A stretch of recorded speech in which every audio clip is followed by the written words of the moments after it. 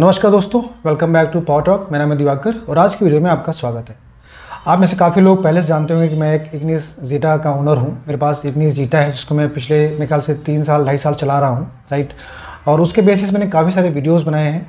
उसका इंटेंशन केवल एक था कि आप लोग को एक मदद की जा सके, जिसके माध्यम से आप समझ सकें कि ये गाड़ी आपके लिए सही है कि नहीं है, उसकी जो अच्छाइयाँ हैं, जो बुराइयाँ हैं, क्या माइंडसेट था उसको खरीदने के पीछे, क्या रिक्वायरमेंट थी मेरी और किन लोगों के लिए वो गाड़ी सूटेबल है। सब मैंने आपको डिटेल में समझाया हुआ है। अगर आप पहली बार चैनल पे आए हैं तो आप वो सारे वीडियोस देख सकते हैं, आप सब कुछ समझ जाएंगे। लेकिन इन केस आप भी एक गाड़ी खरीदने की प्लान कर रहे हैं और आप कहीं ना कहीं से घूम फिर के इग्निस पे आके टिके हैं कि आप कोई गाड़ी खरीदनी चाहिए नहीं खरीदनी चाहिए, उस आप लास्ट मिनट की उधेड़-बुन में हैं, तो ये वीडियो आपको ज़रूर देखना चाहिए। और मैं इस वीडियो में बेसिकली आपको ये बताना चाहूँगा कि क्या 2024 में इग्निस खरीदने का कोई मतलब बनता है नहीं बनता है, राइट। किन लोगों को खरीदनी चाहिए, और अगर मुझे 2024 में एक गाड़ी खरीदनी होती जो मैंने 2 साल पहले खरीदी थी, अगर आज मुझे खरीदनी होती तो क्या मैं इग्निस खरीदता ना खरीदता, और अगर इग्निस खरीदता तो क्यों खरीदता, और ना खरीदता तो उसकी जगह पे कौन सी गाड़ी खरीदता। चलिए बात करते हैं पहले इग्निस के बारे में। देखिए, इग्निस मैंने अपनी रिक्वायरमेंट के हिसाब से खरीदी थी। I am very happy with my car, right. लेकिन मैं बार बार आपको बोलता हूँ कि कोई कार अगर मेरे लिए सही है तो ज़रूरी नहीं कि आपके लिए सही हो। उस समय गाड़ी को मैंने जिस पर्पज़ से ख़रीदा था, मेरा ये पर्पज़ था गाड़ी गांव में रहेगी, ख़राब रास्तों पर चलेगी, ज़्यादा मुझे थोड़ा सा हाई ग्राउंड क्लियरेंस चाहिए था, एक छोटी गाड़ी चाहिए थी, माइलेज ठीक ठाक चाहिए था और एक हैसल फ्री ओनरशिप चाहिए थी, क्योंकि गाड़ी गांव में रहेगी और वहाँ से अगर कोई प्रॉब्लम आती तो बार बार हम चक्कर नहीं काट सकते सर्विस सेंटर का। और उन सब पैमानों पे गाड़ी बिल्कुल खरी उतरी, इसमें कोई प्रॉब्लम नहीं आई आज तक, राइट। तो ये एक अच्छी बात थी। लेकिन 2024 में चीज़ें बदल गई हैं। अब गाड़ियों में जो है, पहली बात तो सबसे जो गलत चीज़ मुझे लगती है, हालांकि इग्निस में कुछ चेंजेस किए गए थे, जैसे कि जो उसके मैंडेटरी चेंजेस थे अप्रैल से जो लागू हुए थे, राइट। तो उसको किया गया था, E20 वगैरह कॉम्प्लाइंट बनाया गया था, इंजन मैंडेटरी नॉर्म जो थे वो करे गए थे, कुछ एक सिक्योरिटी फीचर ऐड किए गए थे। लेकिन पिछले कई सालों से इग्निस का ना कोई फेसलिफ्ट आया है, ना कोई जनरेशन चेंज हुआ है, कई साल हो गए, राइट। तो मेरे ख्याल 2019 में लास्ट हुआ था शायद, और उसके बाद से कोई चेंज नहीं हुआ है। तो ये एक ऐसी बात है जो काफ़ी चिंताजनक है। और एक जो कार एंथुजियास्ट हैं जो इग्निस को पसंद करते हैं किसी वजह से, उसके लुक की वजह से, उसकी परफॉर्मेंस की वजह से, उसके स्पेस की वजह से, उनके लिए ये अच्छी बात नहीं है। तो ये एक नेगेटिव पॉइंट है। 2024 में भी आके ये गाड़ी कोई अपडेट नहीं हुआ इसमें, और मुझे ऐसा लगता है होने की कोई उम्मीद नहीं है। उसके बारे में आपको आगे बताऊंगा। दूसरी बात, अगर आप देखेंगे तो इग्निस के जो सेल्स नंबर है जो पहले काफ़ी अच्छे हुआ करते थे, मतलब बीच में काफ़ी अच्छे हुए थे, राइट। जब मैंने खरीदी थी उसके बाद से सेल्स नंबर 4,000 3,500 के आसपास जो है रहते थे, राइट। लेकिन अब वो बहुत ख़राब स्थिति में है। अब आप देखेंगे तो पिछले 6 महीने में 2500 से भी कम है वो, राइट। मतलब कि मेरे ख्याल से पिछले महीने केवल 2500 से ऊपर गए हैं, बाकी लगातार 6 महीनों में वो 2500 से नीचे आए हैं। तो मतलब कि इसकी पॉपुलैरिटी कम हो रही है। उसके पीछे कई सारे रीज़न है। इग्निस बिकने का जो प्राइमरी रीज़न था, राइट, वो था उसका जो प्राइस था। उसका जो इंजन आता है उसमें 1.2 लीटर का उसमें इंजन आता है, आपको पता ही होगा, राइट। पुराना वाला, ये डुअल जेट नहीं है, नॉन डुअल जेट इंजन है। तो जो 4 सिलेंडर इसका इंजन आता था वो इसका पॉजिटिव पॉइंट था, और उसकी वजह से काफ़ी लोग गाड़ी पसंद करते थे। और दूसरी बात, इसका स्पेस मैनेजमेंट काफ़ी अच्छा था, इसका हाई ग्राउंड क्लियरेंस था। बाकी जो सबसे इंपॉर्टेंट चीज़ हुआ करती थी वो था इसका डिस्काउंट। इसमें काफ़ी अच्छे डिस्काउंट ऑफर किए जाते थे कि आपको ऐसा डिस्काउंट मिलता था कि आपको जो गाड़ी, मतलब अगर आप कोई गाड़ी खरीदते उसी एक शोरूम प्राइस की तो आपको 8 लाख की पड़ती थी, ये आपको 7.5 या उससे भी कम मिल जाती थी। तो काफ़ी डिस्काउंट 50-60 हज़ार से लेकर 70,000 तक डिस्काउंट में लोगों को लेते हुए देखा इग्निस के ऊपर। तो वो एक इसका पॉजिटिव पॉइंट था। जिनका टाइट बजट होता था वो इसका बेस वेरिएंट खरीद लेते थे, सिग्मा।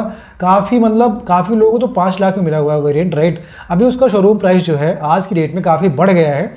5,84,000 से शुरू होती है इग्निस, आज की डेट में करीब 7.5 लाख तक उसका टॉप वेरिएंट जाता है, अल्फा ऑटोमेटिक, राइट। प्राइसिंग काफ़ी बढ़ गई है और डिस्काउंट भी उतने नहीं रहे जितने पहले ऑफर होते थे। हालांकि अभी भी आपको इग्निस का जेटा वेरिएंट 7.25 तक आराम से मिल जाएगा, तो डिस्काउंट अभी भी है, लेकिन पहले जैसे नहीं रहे वो। तो ये एक पॉइंट है जो उसके नेगेटिव में जाता है, जो उसके जो है अगेंस्ट जाता है, राइट। दूसरी बात जो मैंने बताई आपको, उसका जो फेसलिफ्ट नहीं आया है वो भी इसके अगेंस्ट में। काफ़ी लंबा टाइम हो गया इसका फेसलिफ्ट आए, तो ये आना चाहिए था, और ये भी एक कंसिडरेशन हो सकता है उसको ना खरीदने का। तीसरी बात, मुझे ऐसा लगता है, क्यों मैंने अभी आपको बताया कि मुझे लगता है इसका फेसलिफ्ट आएगा भी नहीं, और वो इसलिए लगता है कि हाल ही में मारुति ने अनाउंस किया था कि वो अपनी एक नई SUV लॉन्च करेंगे शायद 2026 के आसपास, जो कि एक्स्टर और पंच जैसी गाड़ियों को जो है कॉम्पिटिशन देगी, एक माइक्रो एसयूवी होगी। और अभी तक जो है इग्निस इस कैटेगरी में थोड़ा बहुत फिट बैठती थी, उसको अर्बन एसयूवी बोलता था मारुति सुजुकी। तो मेरे ख्याल से हो सकता है इसी का नया जनरेशन जो आए उसको बोला जाए वो माइक्रो एसयूवी वो हो सकती है, या फिर इस गाड़ी को बंद करके पूरी एक कंप्लीट नई कार लॉन्च की जा सकती है। हालांकि जो गाड़ी अनाउंस हुई है Y43 वो जो है 2026 तक आने वाली माइक्रो एसयूवी, उसमें आपको जी सीरीज का इंजन मिलने वाला है, जो भी आपको स्विफ्ट में देखने को मिलने वाला है। आपको पता होगा कि स्विफ्ट आने वाली, उसका फेसलिफ्ट आने वाला है, राइट। उसमें आपको नया इंजन मिलेगा, आपको K12 इंजन 4 सिलेंडर नहीं मिलेगा। अब आपको जी सीरीज का 3 सिलेंडर पेट्रोल इंजन मिलने वाला है नई गाड़ियों में, जो कि लगभग वही आउटपुट देगा, पावर आउटपुट, बस टॉर्क थोड़ा ज़्यादा हो सकता है, बाकी आपको सब कुछ सेम मिलने वाला है। 3 सिलेंडर का इंजन रहेगा वो।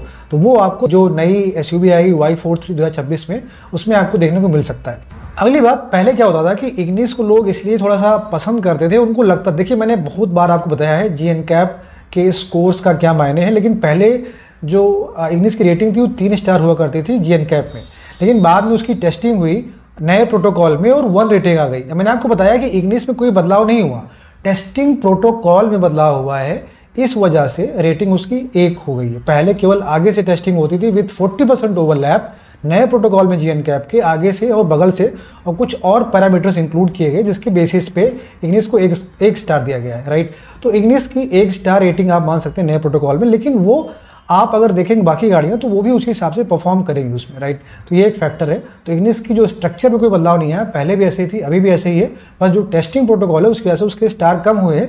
लेकिन उससे जो लोग सोचते थे कि इग्निस सेफ गाड़ी है, राइट, वो एक जो भ्रम था वो चला गया है, राइट। तो ये बात है।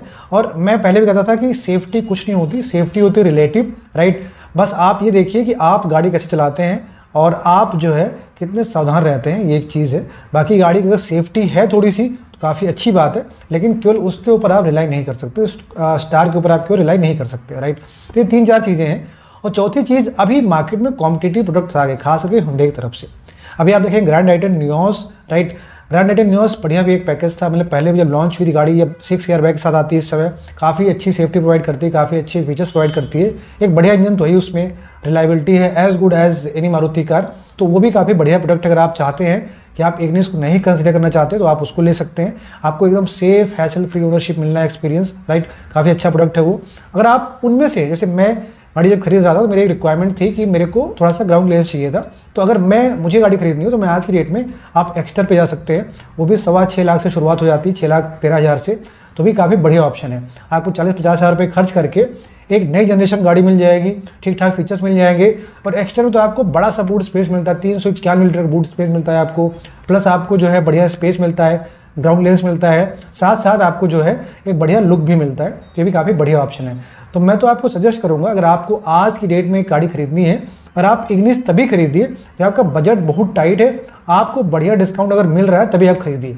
अदरवाइज आप एक्स्टर पे जा सकते हैं अगर आपको बढ़िया ग्राउंड क्लियरेंस चाहिए तो, नहीं तो आप नियोस खरीद सकते हैं, आप टियागो भी देख सकते हैं, सब गाड़ियाँ आप दे सकते हैं। लेकिन मेरी अब लास्ट बात करता हूँ मैं, अगर मुझे आज की डेट में गाड़ी खरीदनी हो, जो मेरी रिक्वायरमेंट थी अगर वो सेम रिक्वायरमेंट रहेगी, तब भी जो है मैं शायद एक्स्टर पे जाऊंगा, राइट। तो एक्स्टर मेरी रिक्वायरमेंट को आज की डेट में फुलफिल करती है, मैंने आपको पहले ही बताया है, सब कुछ उसमें बढ़िया है।